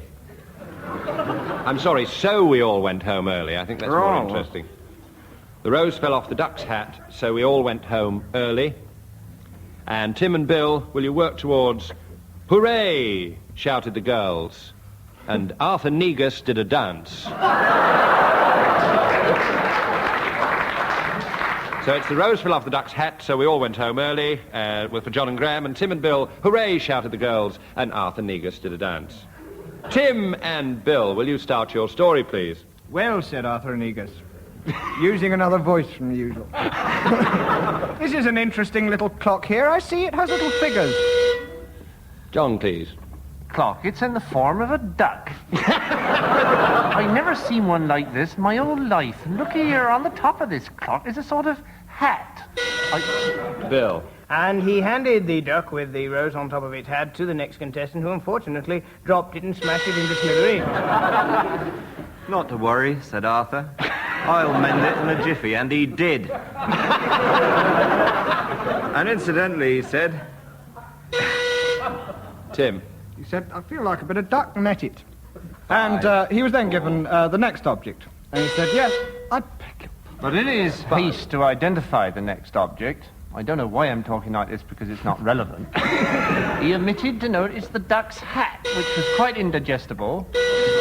Bill. And lying on the floor, so he kicked it out of the way and picked up an antique banjo. This, he said, I would like to play, but unfortunately I need a little encouragement. Graham. Nobody was prepared to encourage him very much to play the banjo. I said, let's go home. And Arthur said, certainly. Tim. And he said to one of the other contestants, what's your name? And he said, Ted Ray. And he said, who? He said, Ray. At this moment I walked into the studio, holding the usual rose between my teeth, and placed it on the duck's hat, which was lying underneath Bill. And Arthur said, if you're Ted Ray, I'll do a little dance. Now, what was your name again? Who? And the girls... Say it to him, I love it. My name is Irrelevant. Arthur Irrelevant. At that moment, the rose, which was on the duck's hat, the rose... Rose. And he said, who? I'm sorry to be so inquisitive. Ray, shouted the girls. And Arthur Negus did it. Excellent. Excellent.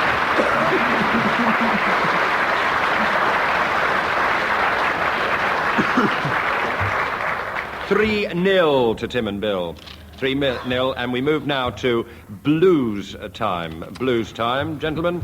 I'll give each team a subject on which they must improvise a 4-line blues, singing alternate lines.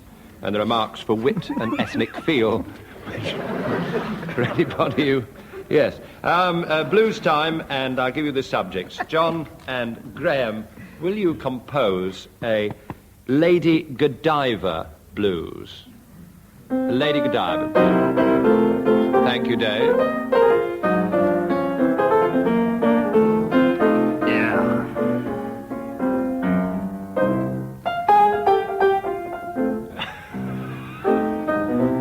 Rhymes with Godiva. Liver, Shriver, Sergeant Shriver. I woke up this morning. I took a look outside. Oh, yes, I did. And there was a lady called Godiva. You don't say. And she was going for a ride. Yeah. With nothing else. She was riding side saddle, And my house was on the wrong side.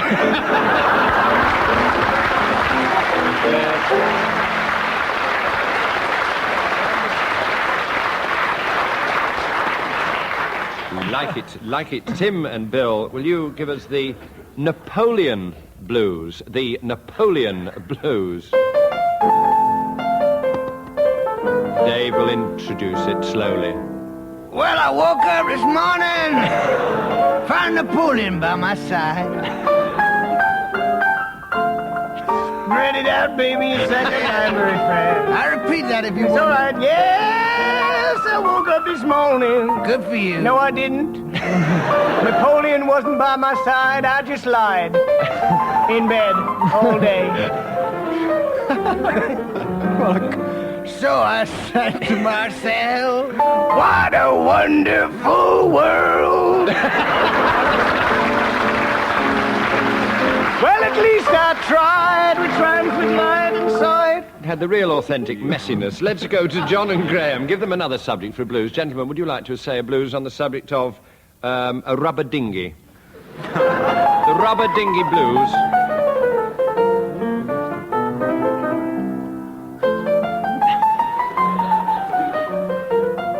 Graham Garden is wearing a very worried expression. Well, I woke up yesterday afternoon and found I was in a dinghy. As he stopped, I can't do this stupid thing. I just lay there, trying to think of rhymes for rubber dinghy, such as pingy. That pinky wasn't very good. So if you can think of a rhyme, give me a ringy.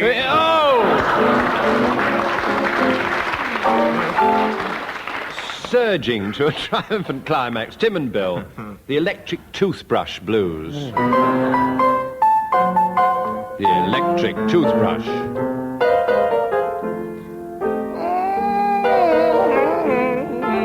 That's right, Bill. Well, I woke up about 3:30 sometime last night, a couple of weeks ago, with an electric toothbrush by my side.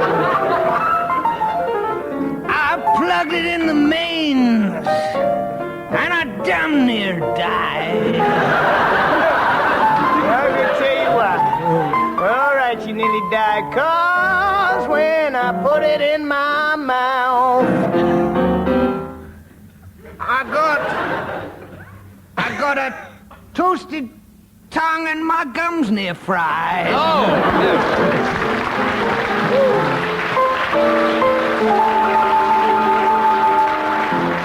Steaming. Oh, a 3-0 win there to Tim and Bill, and it's late arrivals time. Gentlemen, we revert to... Look at pain on Mrs. Cleese's face. We revert to our late arrivals at the Mechanics' Ball, gentlemen, starting with John Cleese, who arrived late at the Mechanics' Ball. Mr. and Mrs. Drover and their son, Alan Drover. A Land Rover. Arriving late at the Mechanics' Ball, Mr. and Mrs. Ing Station and their son, Filling Station. And arriving from Sweden. Oh, yes. Mr. and Mrs. Grease and their son, Axel. Might be there somewhere. And arriving from Ireland, Mr. and Mrs. Anacle Failure and their son, Mick Anacle Failure. Mr. and Mrs. J Proprietor and their son, Garage Proprietor. Arriving from the north of England, Mr. and Mrs. Freeze and their relations, Uncle Freeze and Auntie Freeze. They never stop. Tim and Bill, a runaway win on this programme, a runaway win. You're winning at the moment. They're going to go on. Well, let's consolidate and rub their little noses into the ground. No, let's then. keep very quiet. It's the last. Mr. and Mrs. Talbot and their son, Beam Talbot. So it's good night from me and Dave Lee. And Mrs. Think about it. Mr. and Mrs. Gia and their son who's just entered the church is, of course, the Rev.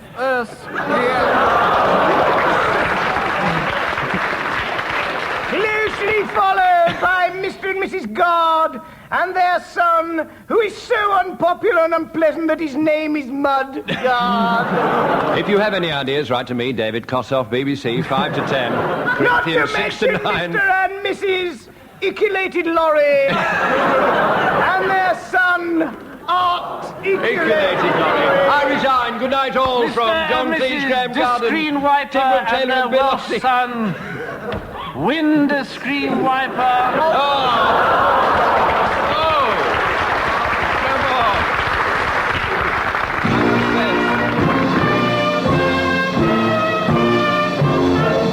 That was Barry Cryer saying goodbye on behalf of Tim Brooke-Taylor, John Cleese, Graham Garden and Bill Oddie. Dave Lee at the piano and producer John Castle.